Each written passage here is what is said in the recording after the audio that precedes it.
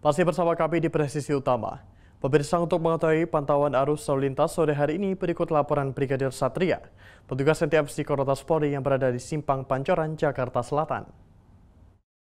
Ya baik, selamat sore pemirsa, saya Brigadir Satria akan mengupdate informasi kondisi arus lalu lintas terkini langsung dari kawasan Simpang Pancoran, Jakarta Selatan, di mana mulai masukinya jam pulang perkantoran lalu lintas cukup padat dari berbagai arahnya. Peningkatan volume arus kendaraan terus terjadi, dan saat ini saya akan mengajak Anda melihat secara langsung bagaimana lalu lintas dari arah Pasar Minggu atau dari arah Tebet yang akan menuju ke arah Cawang maupun yang akan menuju ke arah Semanggi nampak cukup ramai dan juga cenderung padat. Terdapat antrian kendaraan berkisar 5 hingga 8 kendaraan ke belakang. Selepasnya kendaraan dapat kembali normal. Kami himbau kepada Anda para pengendara agar dapat tetap ikuti arahan petugas kami yang berada di lapangan serta dapat tetap berhenti di belakang garis stop, mengingat di sana terdapat hak para penyeberang jalan.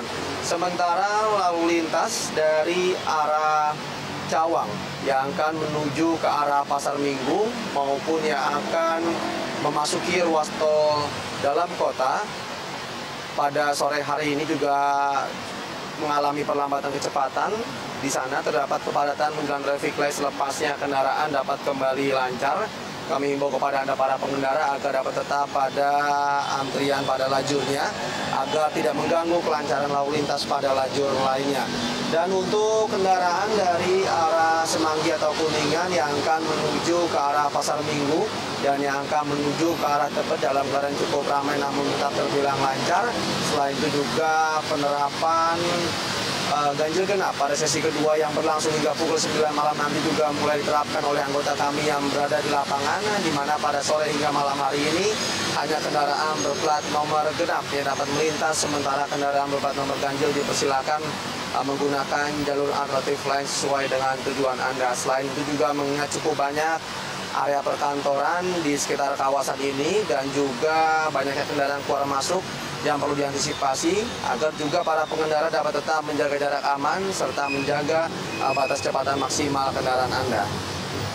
Dan untuk informasi selengkapnya silakan hubungi call center kami di nomor 1500669 dan juga melalui SMS center kami di 9119.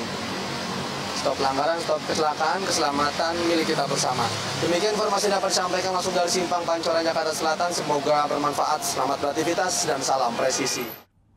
Beralih ke informasi berikutnya, pemirsa Divisi Humas Polri beranjang sana kepada Kadif Humas ke-14 Komjen Pol Nanan Soekarna. Anjang sana ini merupakan rangkaian rutin menjelang hari ulang tahun Divisi Humas Polri ke-74. Anjang sana ini dipimpin langsung oleh Kadif Humas Polri, Irjen Pol Sandi Nugroho, yang dinampingi Penata Kehumasan Polri Utama Tingkat 2 Divisi Humas Polri beserta jajaran. Kegiatan tersebut berlangsung di kediaman Komjen Pol Purnawirawan Nanan Soekarna, kawasan Ciracas, Jakarta Timur pada 14 Oktober 2025. Selain sebagai ajang silaturahmi, anjang sana yang berlangsung selama sekitar 2 jam ini diisi dengan nasihat dan motivasi dari Komjen Pol Purnawirawan Nanan Soekarna kepada Kadif Humas Polri beserta jajaran. Suasana kegiatan berlangsung hangat dan penuh dengan keagraban.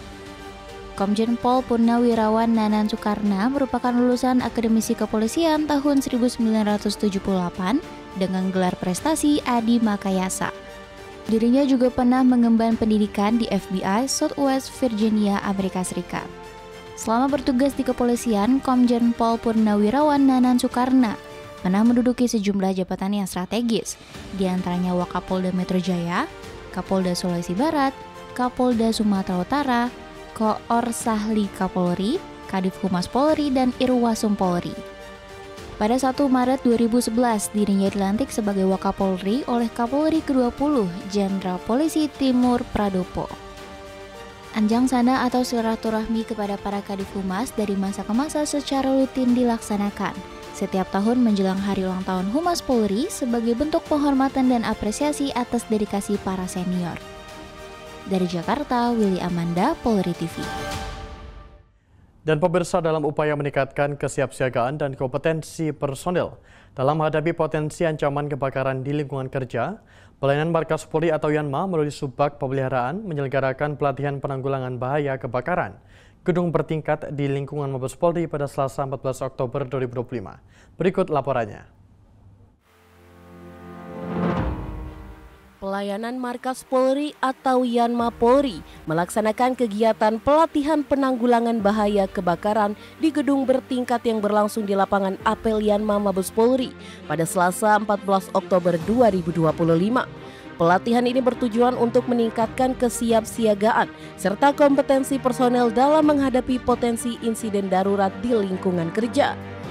Kegiatan ini diawali dengan sambutan dari Ketua Pelaksana yang diwakili oleh Kauren Subakren Yanma Polri, Kompol Andri Suswoyo.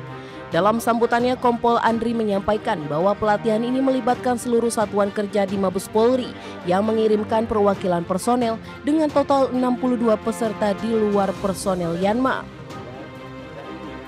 Kegiatan ini turut dihadiri langsung oleh Kayanma Mabes Polri Kombes Pol Abbas Basuni dan Wakayanma Mabes Polri AKBP Ida Ketut Gahanan Takrisna Rendra beserta dengan jajaran.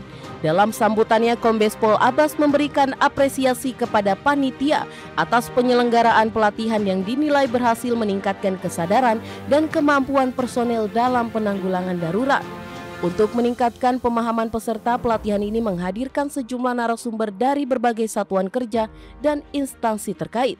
Di antaranya adalah dari BPBD Provinsi DKI Jakarta, DVI Mabes Polri, Pusdokes Polri, Korps Brimob, serta Dinas Pemadam Kebakaran. Mereka memberikan pembekalan materi teori dan praktik penanggulangan kebakaran di gedung bertingkat. Peserta tak hanya menerima paparan materi, tetapi juga praktik langsung menanggulangi kebakaran dan simulasi evakuasi darurat. Dalam simulasi, peserta mempraktekkan evakuasi korban menggunakan Bronto Skylift, serta upaya pemadaman api dengan alat tradisional seperti karung dan alat pemadam api ringan atau APAR. Penyelenggaraan pelatihan ini menjadi bukti nyata komitmen Yanma Polri dalam menjaga keselamatan dan kenyamanan lingkungan kerja bagi seluruh personel.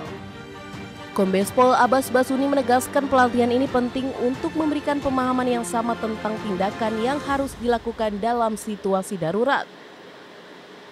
Saya menyadari bahwa kita berada di perkantoran yang mana terdiri dari gedung bertingkat. Tentunya juga ada potensi bahaya kebakaran yang mungkin terjadi.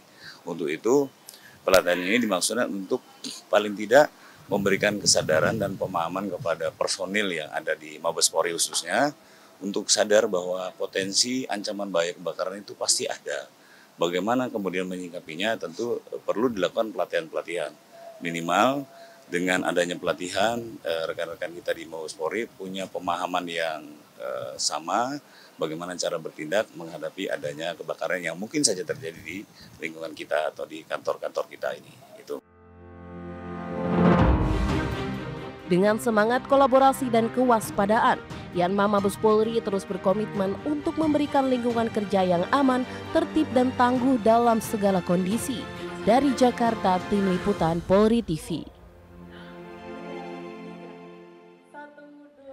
Dan pemirsa, Kepolisian Negara Republik Indonesia menjadi tuan rumah penyelenggaraan Police Commissioner Conference ke-9 dan Police Minister Meeting ke-4 tahun 2025.